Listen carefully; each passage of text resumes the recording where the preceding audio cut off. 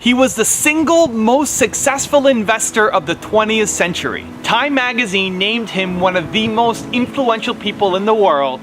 He's worth over $70 billion. He's Warren Buffett, and here are his top 10 rules for success.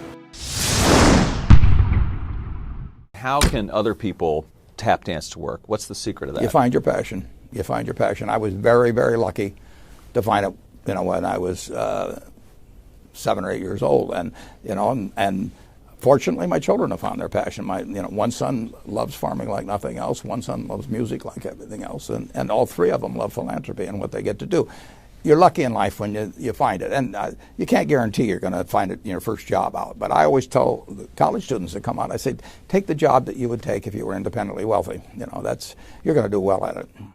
If you think you're going to be a lot happier if you've got 2x instead of x, you're probably making a mistake. I mean, you ought to find something you like that works with that, and you'll get in trouble if you think that making 10x or 20x is the answer to everything in life, because then you will do things like borrow money when you shouldn't, or maybe cut corners on things that your employer wants you to cut corners on. Or it just doesn't make any sense. You won't like it when you look back on it.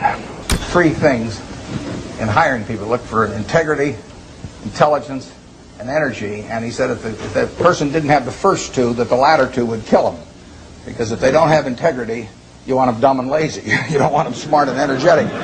It never bothered me if people disagreed with what I thought, as long as I felt I knew the facts. I mean, there's a whole bunch of things I don't know a thing about. I just stay away from those. So I stay within what I call my circle of competence. Tom Watson said it best. He said, I'm no genius, but I'm smart in spots, and I stay around those spots. Well, I try and stay around those spots, and I just don't have a problem if somebody says, you're wrong on something. I go back and look at the facts, and I think that really is much more important, frankly, than having a few points of IQ or having an extra course or 2 in school or anything of the sort. You need emotional stability.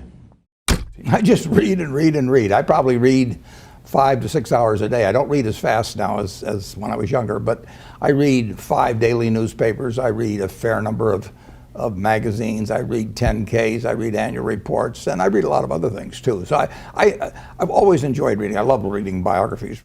Famous lesson about a margin of safety, that you don't drive a truck that weighs 9,900 pounds across a bridge that says limit 10,000 pounds, because you can't be that sure about it. If you see something like that, you go down a little further down the road and you find one that says limit 20,000 pounds, and that's the one you drive across. The nature of capitalism is that people want to come in and take your castle. It's perfectly understandable. I mean, if I'm selling television sets or something, there's going to be 10 other people that are going to try and sell a better television set. If I have a restaurant here in Omaha, people are going to try and copy my menu and give more parking and take my chef and so on. So capitalism's all about somebody coming and trying to take the castle. Now, what you need is a castle that has some durable competitive advantage, some castle that has a moat around it. And that moat, one of the best moats in many respects, is to be a low-cost producer. But sometimes the moat is just having more talent. I mean, if you're the heavyweight champion of the world and you keep knocking out people, you've got a competitive advantage as long as you can keep doing it. And it's very profitable if you're the one that happens to be able to do it. If you can turn out great motion pictures, I mean, Steven Spielberg, I mean, he's a fellow to bet on, and it has enormous economic value. You'd be surprised at my days. I mean, they're very unstructured, no meetings. None. I mean, I don't like meetings, and I read a lot. I wish I were a faster reader. I'd get more done. But I do read a lot, and I'm on the phone a moderate amount. Our businesses run themselves basically out there. My job is allocating capital, and that's what I'm thinking about. But I don't like to have things all packed hour to hour to hour. And Bill and I are both extraordinarily lucky. I mean, we really get to do what we like to do, the way we want to do it, with people that we choose to be around, and they're terrific. I mean, we've really got everything our way, and we're very fortunate. And in his world, he has a different kind of pace than I have, but we both love it the way we do it. And my guess is that we're each the most productive in that particular mode too, because it fits our personalities and aptitudes. What kills great businesses, if you look at, I do believe in looking at history, and I like to study failure, actually. And my partner says, all I want to know is where I'll die, so I'll never go there. And we want to see what has caused businesses to go bad. And the biggest thing that kills them is complacency. I mean, you want a restlessness, a feeling that, you know, that somebody's always after you, but you're going to stay ahead of them. You always want to be on the move. And when you've got a great business, you know, like Coca-Cola, which is, there aren't any like Coca-Cola, but you really, the danger would always be that you rest on your laurels. But I see none of that, obviously, at Coca-Cola. But that is the key, to compete the same way when you've got 1.8 billion servings being sold daily as when you were selling, you know, 10 a day. And that restlessness, that belief that tomorrow is more exciting than today, you know, you just have to have it permeate the organization. Who was Ben Graham? He was your primary mentor, model? He was a wonderful man, and he was my professor at Columbia. I read his book when I was 19 at the University of Nebraska, and I'd started investing when I was 11, and I started reading about it when I was like 7. So I'd gone through I read every book in the Omaha Public Library that there was on, by the time I was 12, on investing and stock market.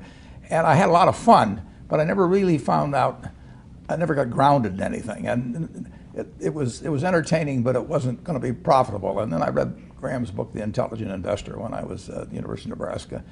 And that just opened the whole thing up to me. Yeah, and I named my oldest son is named Howard after my dad, Graham Buffett, and he was a marvelous man. Never expected anything from me in return. Ben Graham, in his low teens, looked around and he looked at the people he admired, and he said, you know, I want to be admired, so why don't I just behave like them? And he found there was nothing impossible about behaving like them. And similarly, he did the same thing on the reverse side in terms of getting rid of those qualities. You have given a lot of fabulous advice, but what's the best advice that you've ever received? Well, I received it in a variety of forms, particularly from my father when I was very young. But I mean, he basically, I think, taught me how to live. Not that I did it perfectly or anything like that, but I mean, he was giving me lessons, but he wasn't doing it by preaching to me. He was doing it by example. But basically, well, the biggest lesson, in a sense, I got is the power of unconditional love. I mean, I think there is no power on earth like unconditional love. And I think that if you offer that to your child, I mean, you're 90% of the way home. And there may be days when you don't feel like it. It's not uncritical love. That's a different animal. But to know you always can come back, I mean, that is huge in life. That takes you a long, long way. And I would say that every parent out there that can extend that to their child at a very young age, it's going to make for a better human being. And you felt like you got that kind of unconditional love from your dad? I absolutely did, yeah. That is a powerful thing. It is a powerful thing. Thank you for watching. I'd love to know what you think of Warren Buffett as an entrepreneur. Let me know your thoughts by leaving it in the comments below. I made this video because Ray Carter asked me to, so if there's a famous entrepreneur that you want me to profile, leave it again in the comments below and I'll see what I can do for you. Thank you for watching, continue to believe, and I'll see you soon.